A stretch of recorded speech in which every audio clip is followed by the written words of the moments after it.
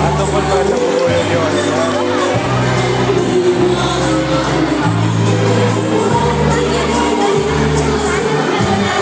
Ikaw nakakahara ang talento ni Paolo. Ngunit hindi pa rito nagtatapos ang ating selebrasyon. Ihanda na natin ang palakpakan para sa susunod na jogi na sigurado kahuhumanin natin sa kanyang pagtatama.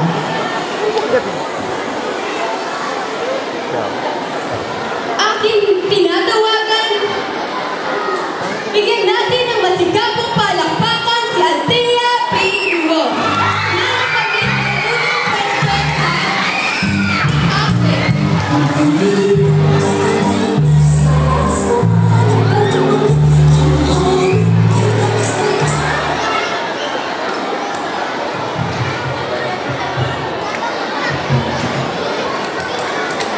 Magandang araw!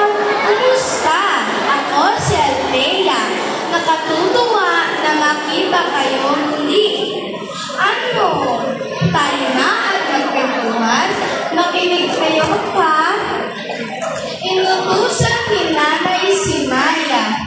Maya, bumili ka sa tindahan ni Aling Perla ng 3 itlog at 10 pandesal. Heto ang pera. Natatandaan mo kaya ang inuutos ko? Tanong ni Nanay. Opo, Nanay. 3 itlog at 10 pandesal. Uulit-ulitin ko na lang po upang hindi ko makalimutan. Sige, mabuti at naisip mo yan. Naglakad na si Maya papunta sa tindahan ni Aling Perla. Habang naglalakad siya, pinaulit-ulit niya ang kanyang bibilhin. Ang 3 itlog at 10 pandesal.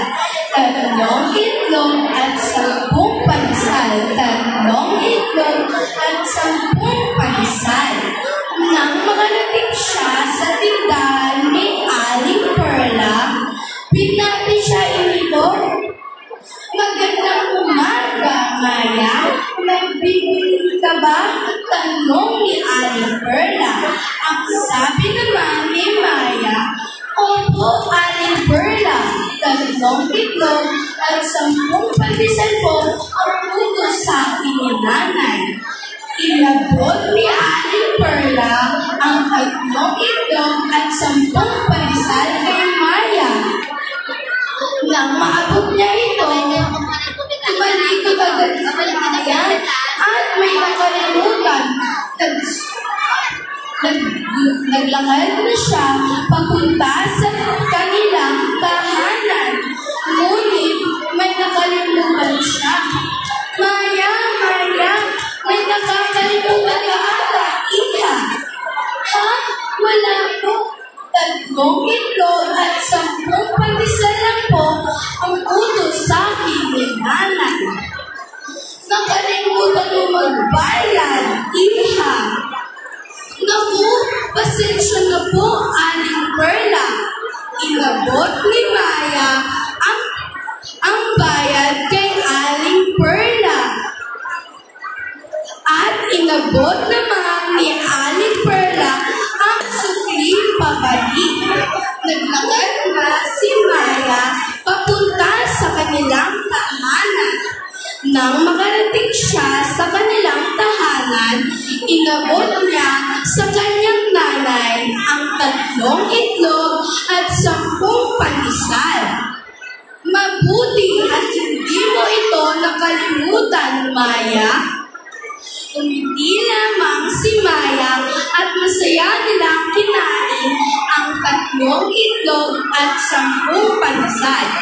Ang aral ng kwento: kapag inuutusan tayo ng ating mga magulang, laging makinig at laging tandaan upang hindi tayo babalik-balik sa tindahan kapag tayo ay nagkamali.